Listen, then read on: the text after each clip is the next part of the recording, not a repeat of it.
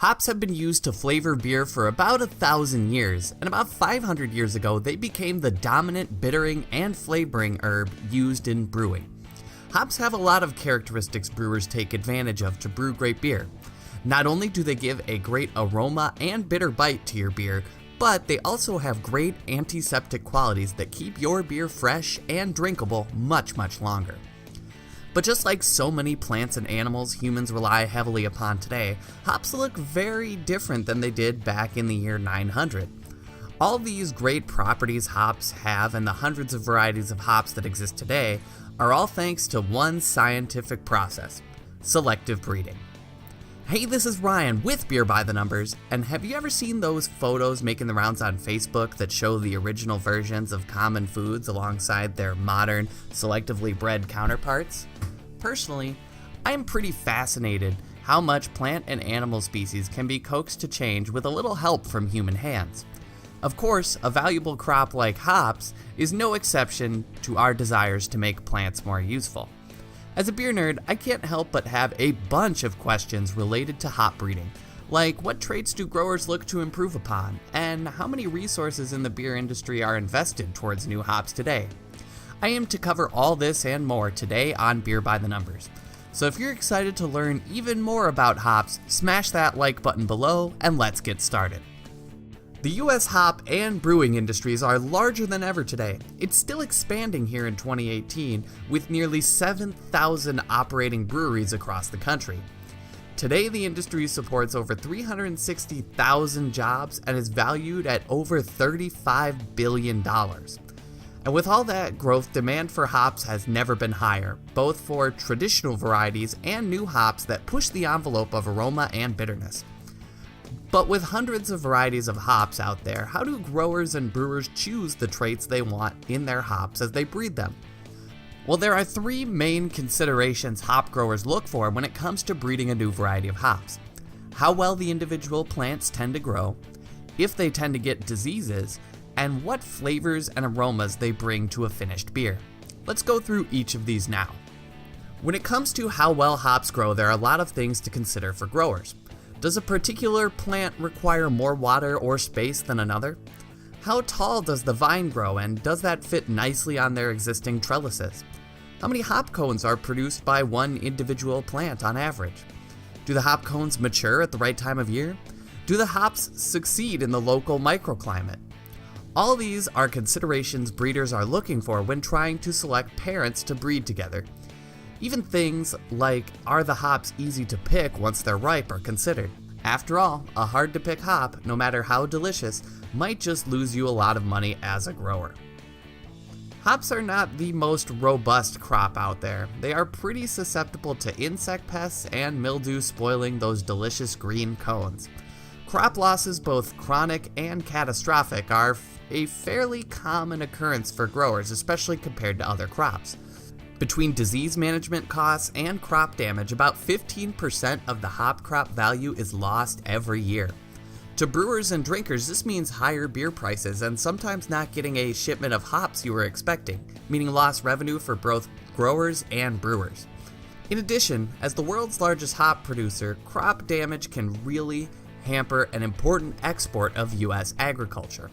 So growing hops that are more resilient to damage and disease is incredibly important for keeping the beer flowing and keeping beer costs down. Finally are all the great flavors and aromas hops bring to the table.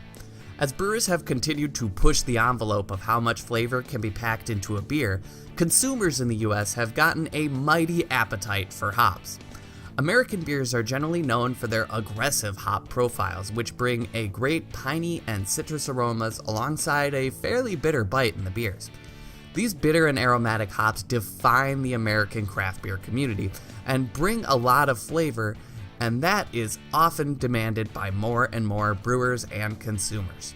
So bringing out certain flavors and aromas and turning up the volume to 11 is now a big concern for hop growers and especially hop breeders. So now we know that growers are looking for hops that are easy to grow, resistant to disease, and bring a big flavor or aromatic punch. But how do we go about breeding hops anyway? If hops weren't so delicious, they would probably be known as an annoying weed. But for a plant that grows so prolifically once it gets its footing, hops are pretty finicky when it comes to breeding.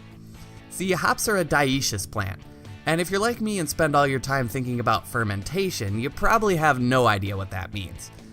Well, botanists may have some fancy words, but all dioecious means is that male and female flowers are found on separate plants. Female hop plants produce the cones we use for brewing, while male hop plants are only used for breeding. To cross two hop plants to produce a new variety, you need both a male and a female plant. When selecting the female parent, you're looking for two of the big three traits we already covered: how easy it is to grow, and how the final hops taste once brewed. Because the female plants are the only ones that produce cones for brewing, it's important that they grow well and mature on time with a bunch of tasty hop cones. Picking your best female plants tends to be much more important than picking the best male hop plants. On the male side, we're really only looking for disease resistance. Whether or not they grow as tall or mature too quickly isn't really a problem, as we're only really looking to harvest their pollen for later use. As such, the most important aspects growers look for in male hops to pass on to the next generation is durability and disease resistance. So once you've picked a lovely couple of hop plants, you're ready to begin breeding them. And it's time to grab some pollen from a flowering male plant and put it on the newly forming hop cones of a female plant. Most of the time this is done by hand, as it ensures more seeds will form in the pollinated hop cones. In nature, hop pollen spreads with the aid of the wind. Males shed their pollen all over the place, and the wind carries it and deposits it on females nearby. This can often happen at a commercial hop yard too if you keep too many male plants around. And since hop cones full of seeds make bad beer, male plants are often put under wraps by growers when they look like they're about to flower. Now that we have some seeds of a brand new cross of hops, a precious commodity indeed, how do we know if we have the next popular hop like a Cascade or a Citra? Well, here's what makes hop breeding much more of a hassle than a lot of other plants. If we're talking about a plant like corn, all we'd have to do is plant the new seeds next season and see how they grow. Did they achieve the growth patterns and flavors we were looking for? We'll know by the end of the next growing season. But not so with hops. It usually takes a hop plant several growing seasons to establish enough of a root base for the plant to feel comfortable producing cones. And if you want to assess things like maximum yield and tolerance to different weather conditions, you're going to need at least 5 years of data. And even if you like what you're seeing by the end of year 5, most hop breeders say you need at least 8 to 10 years before you'll have enough hops to sell commercially. Because of this rather long timetable and years of time and resource investment with a risk of not a lot of return, most growers don't experiment with hop breeding. It seems breeding hops is mostly done by extremely large growers or university agriculture programs. That's why the Brewers Association has signed an agreement with the U.S. Department of Agriculture to fund public hop breeding yards for the purpose of releasing disease-resistant aromatic hops into the public domain. That way, any great hops created by this trust can be grown and brewed by anyone.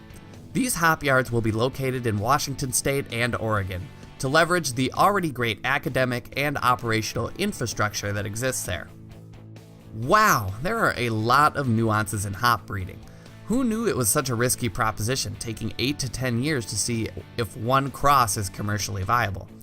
It's a wonder we have hundreds of great varieties today. If you like this video, be sure to smash that like button down below.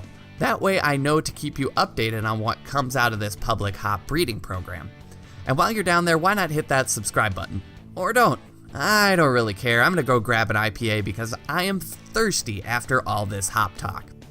Once again, this has been Ryan with Beer by the Numbers, and I'll see you next week with more well-bred beer content.